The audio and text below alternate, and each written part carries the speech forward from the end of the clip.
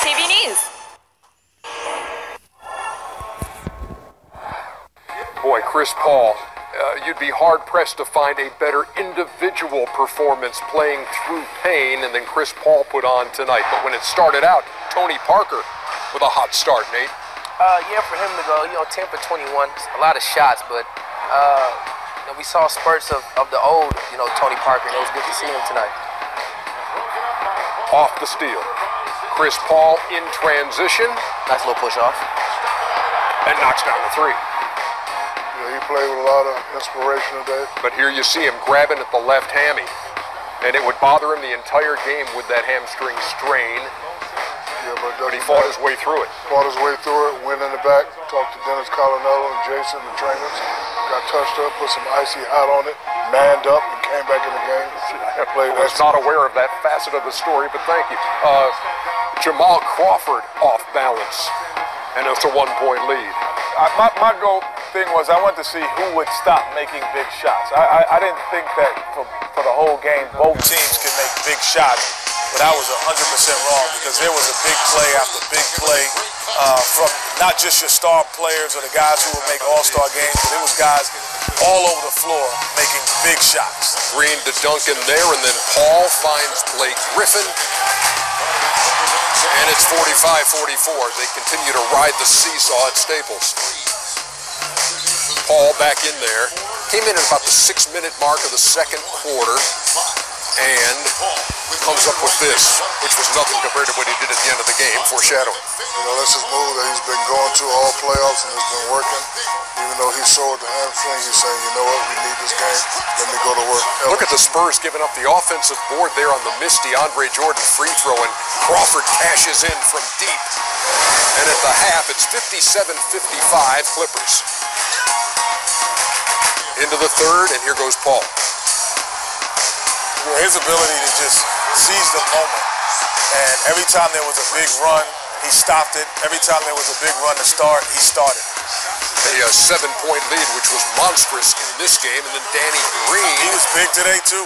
Big shots, block shots on Blake Griffin down the stretch. Great passing. This is a hell of a game 7, honey. Oh, Redick. Redick for three. 68-64. And again, Chris Paul grabbing the hamstring here, Nate. For CP3 to play the game that he played, being hurt, getting everybody involved, but him taking the game and like really showing everybody that he is really serious about trying to get this championship. And this game was fun to watch. This is like a treat. This is the next fight.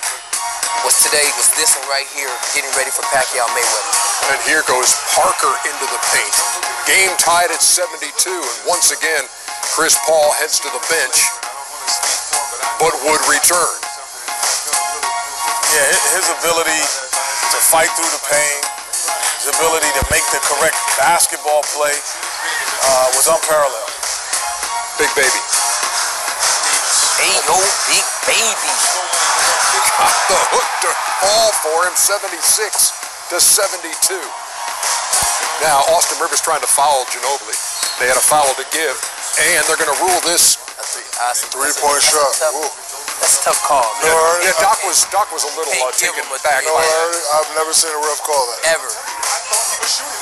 Especially in the playoffs. Oh, but he did foul him with the wraparound. But you're not giving He did foul him with the wraparound. You're not giving him a three free throws. He hit 2 out of 3 that trip, but then look what happens in the waning seconds of the quarter. Paul, and you knew, sort of, it must be the Clippers' night. Only to noon, though.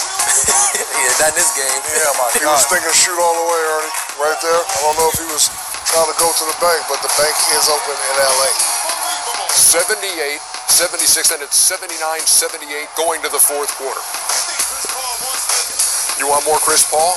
Yes. We're about to get some more of it right here.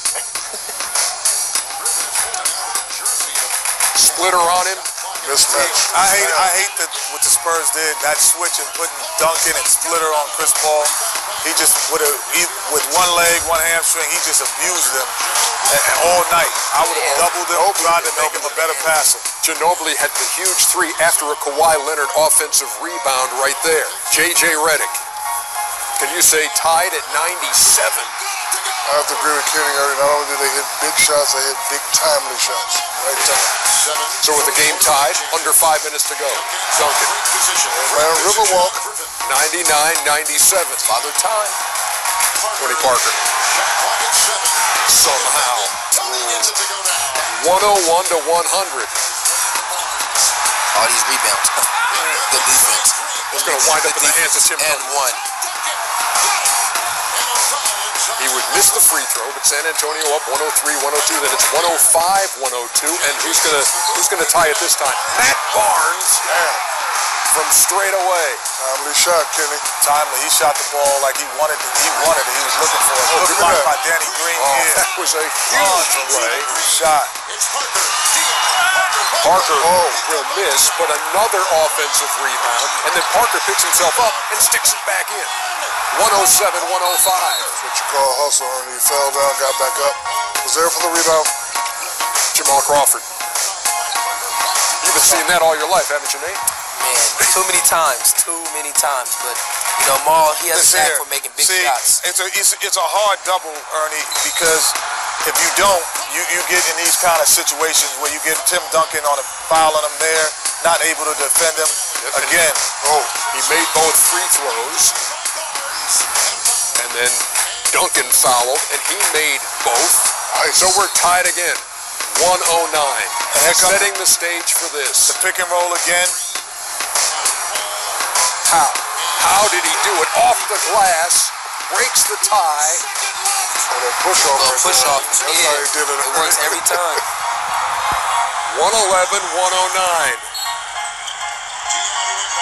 One more chance for the Spurs. Go up top, knocked away, and that's your series. Interesting, too, that they had the horn malfunction there with 1 second left as the Spurs started to run that play, and you heard Greg Popovich say, yeah.